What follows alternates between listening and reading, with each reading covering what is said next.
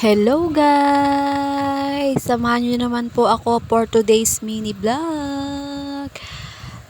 At ito nga po'y umaga at kami nagmumuni-muni after namin magkape. At day off nga po pala to ng asawa ko. Ngayon po itong Sunday. Same day, same edit. Chareng! Kala mo naman expertan eh. May pa same edit pang naaalaman. At ito nga po'y tanghali naman na at kami nakapagtanghalian na niyan at si Bunso po'y amin pinagmamasdan. Paborito niya pong pwesto yung pwestong yon yung sa may bintana, ayun. At ako po'y buryong, napakainit, napakabanas. At sana all tulog, walang iya. Sila lang talagang nakakatulog ng ganitong kainit. Ewan ko po ba, basta ako kahit malamig o mainit, hindi po ako nakakatulog sa araw. Siguro po swerte nang makatulog ako ng 10 minutes. At bigla nga pong bumusang ulan. Ewan ko kung nakikita nyo po dyan sa video pero umulan po. At paasa lang, Diyos ko, lalong bumanas. Nakakaloka, hindi man lang nagbigay ng lamig.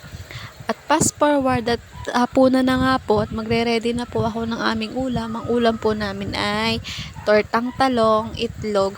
Walang iya ang mantinga ngayon ay aba, hindi na yata makaluluto ng ulam. Excuse me po sa word na walang iya. Chareng!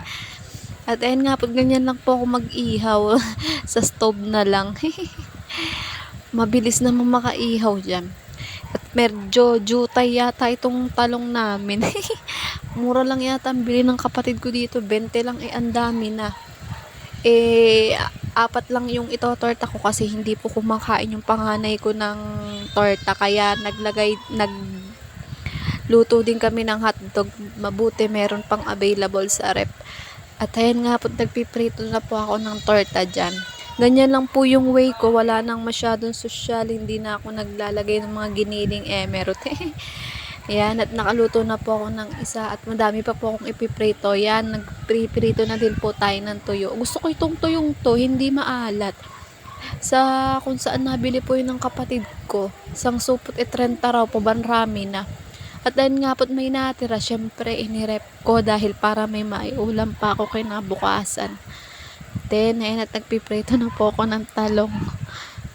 Then, ayan nga po at nakatapos na po akong magluto. Thanks God po sa simpleng ulam. Mas na-realize ko po na mas simple, mas maganda. Yun lang. Salamat. Bye po.